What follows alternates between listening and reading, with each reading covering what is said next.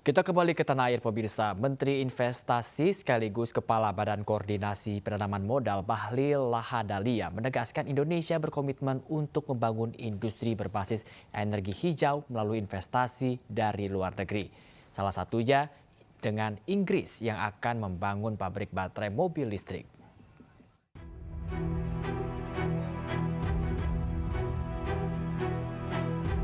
Indonesia harus mampu memberikan kontribusi terbesar kepada dunia terkait dengan energi hijau.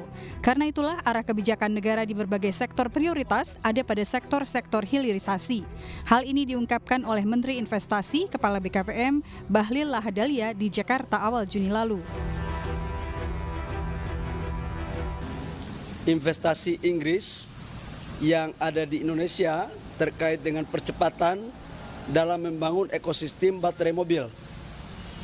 Investasi Inggris ini bekerja sama dengan beberapa perusahaan dari Belgia, sama dari dalam negeri termasuk BUMN, dan dari Australia, Glencore. Dan alhamdulillah tadi arahannya kita akan melakukan percepatan karena investasi ini akan dibangun dalam kawasan industri yang green energy, akan memakai tenaga angin di Sulawesi, di Bantaeng. Dan ini segera kita akan lakukan. Kemudian juga adalah tambang nikelnya itu dari Papua, dan prosesnya sekarang lagi berjalan. Intinya adalah harus lewat mekanisme dan dilakukan percepatan sesuai dengan aturan perundang-undangan yang berlaku. Bahlil melanjutkan PT Aneka Tambang dan Pengusaha Nasional juga akan dilibatkan dalam mega investasi ini. Sementara Inggris akan mengajak perusahaan asal Belgia dan Australia. Total investasi mencapai 9 miliar dolar Amerika Serikat.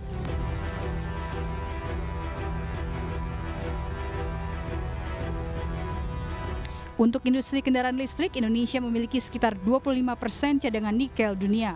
Nikel merupakan bahan baku utama dalam pembuatan baterai kendaraan listrik selain kobalt, mangan, dan litium. Sementara itu, Indonesia memiliki potensi energi baru terbarukan hingga 12.000 MW dari PLTA Kayang, Kalimantan Utara, dan potensi hingga 23.000 MW dari PLTA di Membramo, Papua.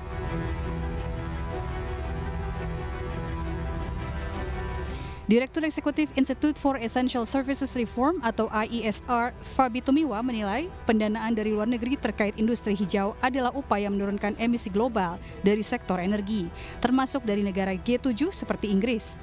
Skema yang diberikan bisa berbentuk hibah atau investasi seperti yang dilakukan di Indonesia. Jadi kita ini banyak memang mendapatkan dana-dana itu, walaupun harus dilihat dalam konteks global ya, bahwa negara-negara maju di dalam perjanjian Paris telah menyepakati untuk memobilisasi pembiayaan iklim 100 miliar dolar per tahun pada tahun 2020 sebenarnya. Nah, sampai dengan tahun lalu itu belum mencapai 100 miliar dolar. Belum mencapai ya. Tahun lalu waktu pertemuan di Glasgow, kemudian di Sharm el Sheikh COP27 dilaporkan belum mencapai 100 miliar dolar. Nah, ini masih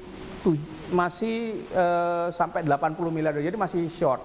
Tadinya ditargetkan tahun 2023 ini pembiayaan iklim itu sudah bisa mencapai 100 miliar dolar. Nah, nanti kita harus menunggu ya, nanti laporan di COP28 seperti apa. Nah, sebenarnya ini yang menjadi concern atau fokus dari Presiden.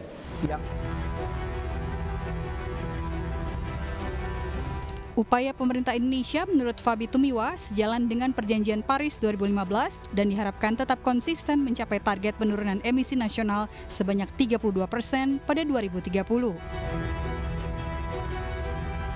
Dari Jakarta, Wela Syarlita dan Di Bernadi, iNews melaporkan.